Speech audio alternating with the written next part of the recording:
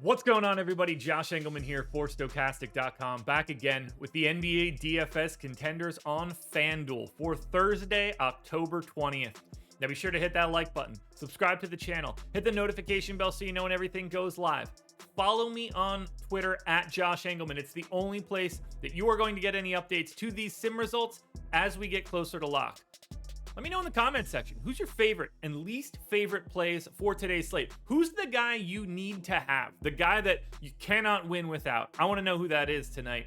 And finally, I got to give a shout out to BetMGM. You see the banners, both sides of the screen, top and bottom. What I need you guys to do, if you're in a legal state and you have not signed up at BetMGM yet, click the link in the description of the video, head on over, make a little bit of a deposit. I don't care what it is. You just need to be able to have $10. Put $10 on any NHL money line. I know that sounds weird. This is an NBA video. Just trust me on this one. $10 on an NHL money line. As long as there's a goal scored, you're going to get $200 in free bets from BetMGM. Free money right out of the gate for you guys. If you're looking to build a bankroll in sports betting and looking to use tools like Odds Shopper, this is a great spot to start. Thank you, BetMGM. Now, we round out the bottom of my top 10 with Drew Holiday, Marcus Morris, Kendrick Nunn, Lonnie Walker, and Russell Westbrook on the outside looking in. Who will be my favorites? My top 5 plays for today? It's time to find out. In first at number 5, I'm looking at Bobby Portis. He's power forward center eligible, 5,800. He's projected for 30 fantasy points. The goal is 39. He's in the optimal lineup 42% of the time. I gave Portis 28 minutes, but I think it's conceivable that he plays a little bit more. There's no Chris Middleton in this one. There's just some playing time to go around. They're pretty thin in terms of like legit NBA guys, and Bobby Portis is clearly a legit NBA guy. He's basically a neutral usage player, 21% usage. He's around a 1.05 fantasy points per minute, 14 points and 9 boards. He's pretty close to a double-double if Portis is cooking. Maybe an assist, maybe a stock and a half, something in that neighborhood. Milwaukee looks like they're in a pretty good spot. They are the underdogs in this one to Philadelphia. It is in Philly. Probably a bit of a pace down spot, but I think that's going to be okay. Because of that power forward center eligibility, Bobby Portis looks pretty good in the mid-tier. In at number 4, we're going back to the big man, Joel Embiid, center eligible, 10,200, projected for 56.5. The goal is 61. He's in the optimal lineup 46% of the time. The score ended up being all right, like an average performance out of Embiid, but I don't think he looked very good against Boston. Hoping he could look a little bit better here against Milwaukee, but we shall see. 34 minutes, 1.6 fantasy points per minute. I mean, he's just exceptional. 37% usage, 31 plus points, 12 boards, 3 assists, 2 stocks. We need a little bit more on the defensive end out of Embiid. He soaked up a bunch of rebounds in that first game, but you need him to be a little bit more active for the steals and the blocks. That's where it's going to separate, particularly on FanDuel, where they're worth 3 points.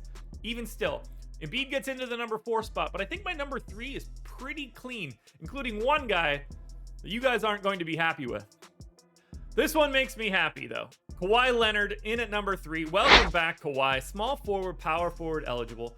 He's 8,600. He's projected for 46. The goal is 53. He's in the optimal lineup, almost a coin flip here, 49%. We haven't seen Kawhi in a while. I gave him 34 minutes. I feel like when Kawhi plays, he's just going to play like normal. If it's not that, like, he's not the type of guy that gets a lot of minutes restrictions. 1.35 fantasy points per minute. I don't really know what to think of Kawhi any longer. He's not played in a very long time, but when he plays, he's one of the best basketball players on the planet. 27% usage, 25 points, 7.5 boards, 4.5 assists, 2 stocks. The only question really is just how balanced will the Clippers be? Because they're loaded. They are incredibly deep with legitimate NBA rotation players. Guys that would be in an 8-man rotation for conference finals and finals, they've got a wealth of them. So how they balance all of the shots, a lot of high usage guys here. I think Kawhi is going to soak it up though. That's why he gets to number 3. But if I'm paying up, I am paying up for Giannis Antetokounmpo. Small forward, power forward, 11,300. So pretty expensive. Projected for 59.5. You're looking for 66. I got him in the optimal lineup 50% of the time. This should be pretty easy. I don't think explaining Giannis is all that necessary any longer. 34 minutes, 1.7 fantasy points per minute here, 35% usage. Remember, no Chris Middleton, so he's going to do a little bit more. I got him projected for 30 points, 12 boards, 6.5 assists, and 2 stocks. If I'm paying up, I just feel most comfortable with Giannis. It's their opener going into Philly. Set the tone here. You just watched the Sixers lose their opener. Can you give them another loss? Start them off 0-2? I think Giannis is looking to do that.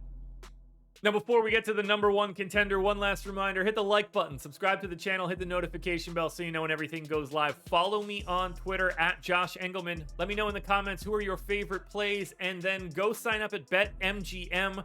Make that bet on a hockey money line so you can get $200 in free bets.